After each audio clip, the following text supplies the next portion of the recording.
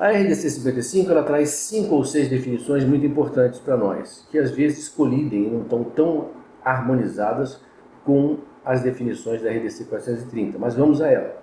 Recolhimento, né? Ação que visa de forma imediata e eficaz a retirada do mercado de determinado lote de medicamento com indícios suficientes ou comprovação de desvio da qualidade, que possa representar risco à saúde ou por ocasião também do cancelamento do registro, relacionado com a segurança e eficácia do produto a ser implementado esse recolhimento pelo detentor de registro e seus distribuidores.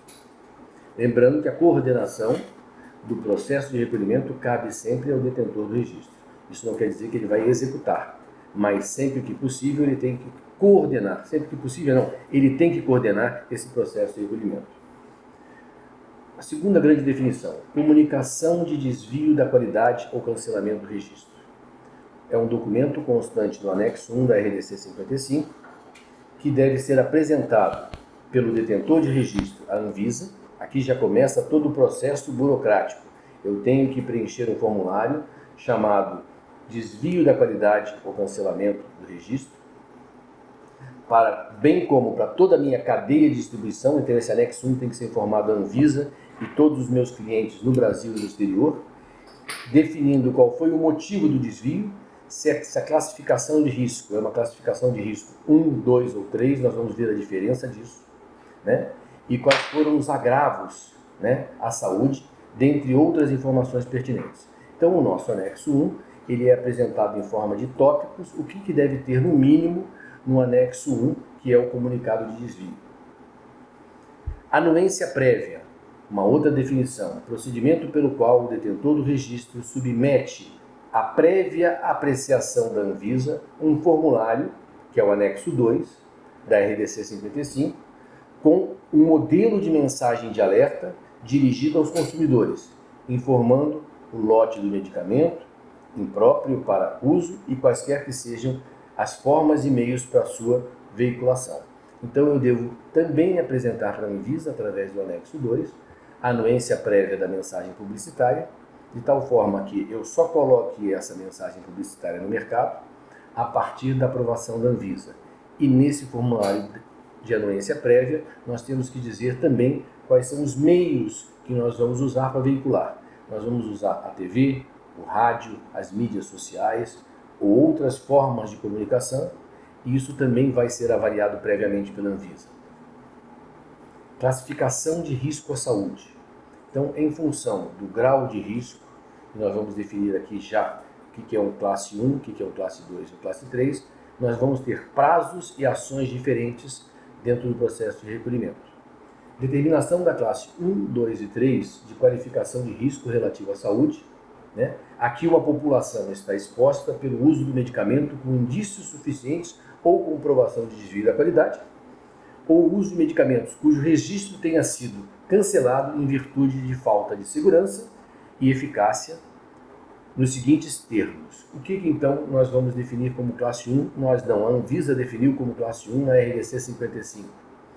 Classe 1, situação na qual existe uma alta probabilidade de que o uso ou exposição a um medicamento possa causar risco à saúde, acarretando morte, ameaça à vida ou um dano permanente ao usuário.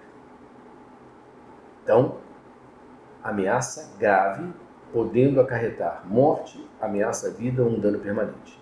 Já o que é um risco classe 2?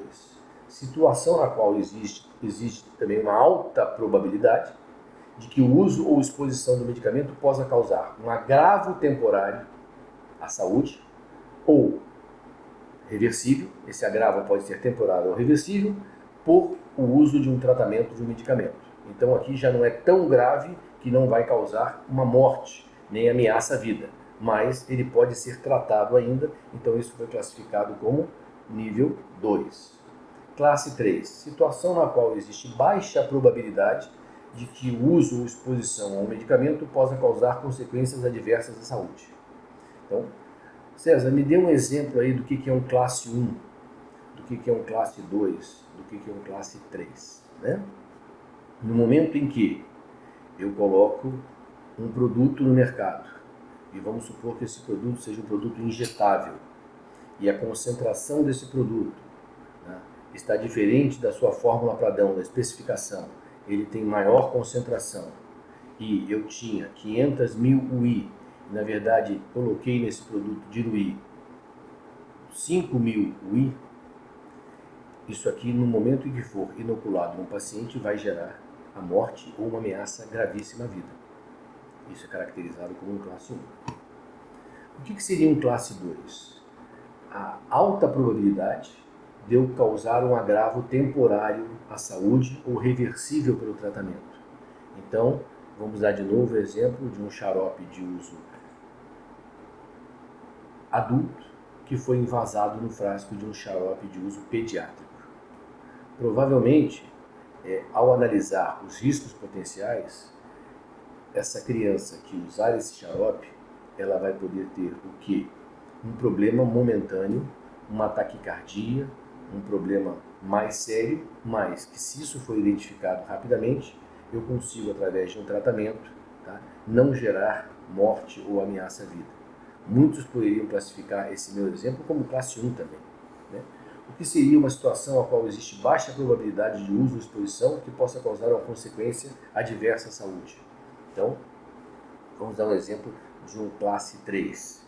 Ora, o classe 3 seria um medicamento que eu coloco no mercado e esse medicamento ele está com um problema de solubilidade e no momento em que eu diluo esse equipamento, né, ele não dilui completamente e eu vou ingerir parte da quantidade efetiva desse medicamento, deixando o seu resíduo no fundo do copo ou no fundo do recipiente utilizado para tomar o medicamento. Então, isso pode ser uma coisa mais superficial, porque eu estou fazendo o quê? Estou tomando a menos do que eu deveria tomar. Então, isso não vai gerar uma coisa tão grave, mas pode ser classificado como risco 3.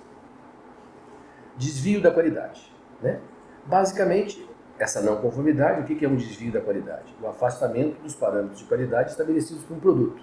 Se o produto tem parâmetros A, B, C, com valores e tolerâncias definidas, no momento em que eu coloco um lote que não atende a essa especificação, esse produto tem um desvio de qualidade. Seja um pH, uma condutividade, uma solubilidade, uma concentração, então esses parâmetros são parâmetros farmacológicos, né? E isso também se aplica a todos os outros produtos regulamentados pela Anvisa.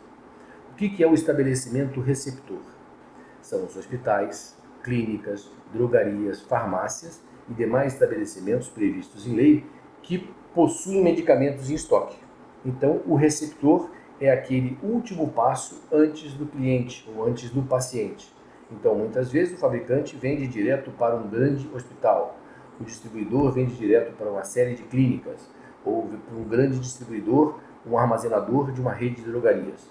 Então, esses vão ser os nossos estabelecimentos receptores.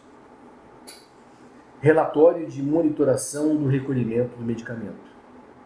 Esse é um outro formulário estabelecido com os requisitos mínimos pela RDC 55, que é um documento periódico constante no anexo 3, que deve ser apresentado pelo detentor de registro para informar a Anvisa sobre o andamento da ação de recolhimento e a sua conclusão, né? Até a sua conclusão ou antes da sua conclusão. Então eu vou ter alguns estágios. Eu começo o processo de recolhimento, vou apresentar para a Anvisa um relatório de monitoração. Depois de um certo tempo eu vou apresentar um relatório de conclusão e isso vai ter um prazo diferente para aqueles que são classe 1 ou classe 2. Nós vamos ver isso.